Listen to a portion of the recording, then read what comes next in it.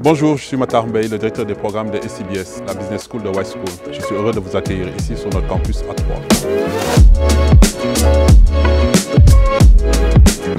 Le MS-MPTI est un diplôme conjoint entre l'UTT, l'Université technologique de Troyes, et le groupe Y School, mais opéré par son école de commerce SCBS. Ce diplôme présente la particularité d'être transdisciplinaire à double compétence. Il vise en fait à développer des compétences en matière de pilotage industriel, mais aussi par ailleurs à intégrer des dimensions managériales, voire sociétales et environnementales. Aujourd'hui, la personne qui sera en mesure de porter à la fois les exigences techniques, les exigences industrielles et les exigences managériales, les exigences humaines, organisationnelles, la gestion des compétences au sein de son équipe, etc. En fait, c'est celui qui sortira du MS-MPTI en mesure d'améliorer la performance et surtout commencer à enclencher la transformation des organisations. Ce sont des enseignements de qualité qui vous seront proposés. Ce seront des enseignants-chercheurs ou des professionnels aguerris qui vont venir animer toutes les séances, quelles qu'elles soient, au niveau de la responsabilité sociale de l'entreprise, au niveau de la performance industrielle, avec les dernières méthodes, les dernières méthodologies, les derniers savoirs de pointe, l'état de l'art sur les pratiques actuelles en entreprise. Ce diplôme est un diplôme conjoint qui est labellisé Conférence des grandes écoles, qui lui confère en fait une reconnaissance à la fois académique, mais une reconnaissance aussi réglementaire qui lui donne toute sa valeur. Elle est reconnue par l'ensemble des entreprises parce qu'effectivement, ce profil entre deux champs de compétences, le management et les sciences de l'ingénieur, ce profil est un profil qui est attendu par les entreprises. Alors, je suis José Grandi, enseignant-chercheur à l'UTT, l'Université de technologie de Troyes, et responsable du master spécialisé MPTI, manager de la performance et de la transformation industrielle.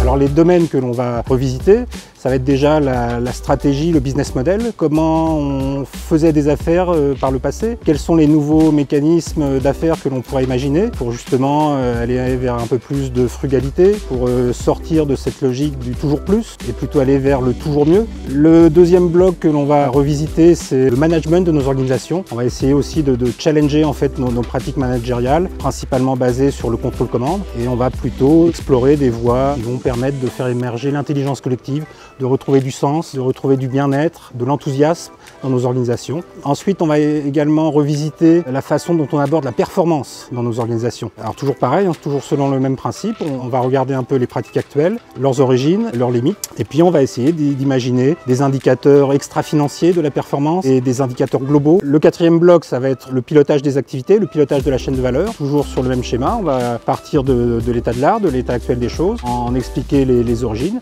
et puis on va se diriger vers des modes de pilotage beaucoup plus interactifs, beaucoup plus synchronisés. Le mot-clé, c'est ça, c'est synchroniser les différents acteurs d'une supply chain entre eux, avec les fournisseurs, avec les clients, avec les prestataires, de façon à prendre des décisions, non pas en fonction d'un contexte local, mais en fonction d'un contexte global. Et puis le cinquième bloc, la numérisation des pratiques. On va regarder un peu les nouvelles avancées en matière de technologie, de digital, et puis on va se demander justement comment ces nouvelles technologies vont nous permettre de revisiter les 4 premiers blocs. Au niveau partenariat avec les industriels, on a une forte volonté d'ancrage territorial. Chaque année, on a des apprenants qui partent en stage ou en contrat pro dans les entreprises locales comme Michelin, Magiline, C10. Les diplômés sont vraiment ravis de leur formation. Le plus beau témoignage, c'est qu'à chaque année, ils me disent que en fait, c'est eux qui sont sortis transformés de ce master transformation. Voilà, pour moi, c'est la plus belle conclusion.